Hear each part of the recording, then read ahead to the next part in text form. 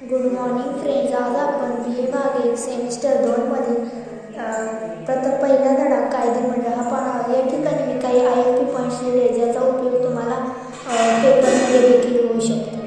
या ठिकाणी आपण आता या धड्याची प्रस्तावना पाहणार. यामध्ये भारताने संसदीय शासन पद्धतीचा स्वीकार केलेला आहे. भारताच्या कायदेमंडळाला संसद म्हणतात. यासारखे काही पॉईंट लिहिले आहेत.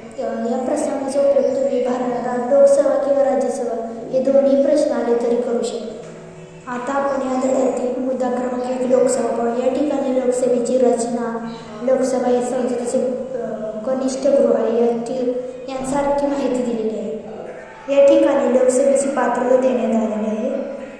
या ठिकाणी लोकसभेचा कार्यकाल आणि लोकसभेचे पदाधिकारी सभापती व उपसभापती यांच्याबद्दल माहिती दिलेली आहे. या ठिकाणी लोकसभेचे सभापती यांचे वेतन, भत्ते व सभापतीचे अधिकार दिलेले आहेत. त्याचप्रमाणे 18वे लोकसभा सभापती ओम बिर्ला यांचे नावही इथे नमूद करण्यात आले आहे. लोकसभेच्या सभापतीला एकूण 13 अधिकार देण्यात आलेले आहेत. ते अधिकार या ठिकाणी मी लिहिलेले आहे, ते तुम्ही पाहू शकता.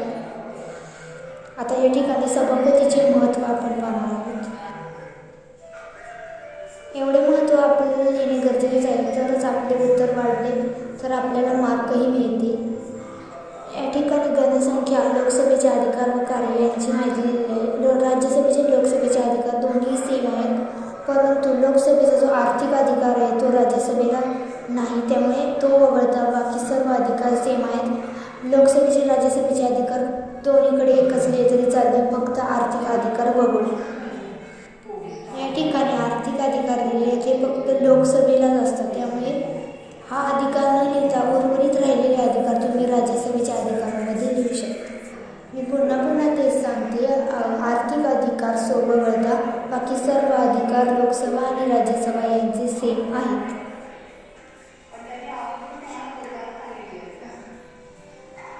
या ठिकाणी आपला लोकसभा प्रथम धड्यातील पहिला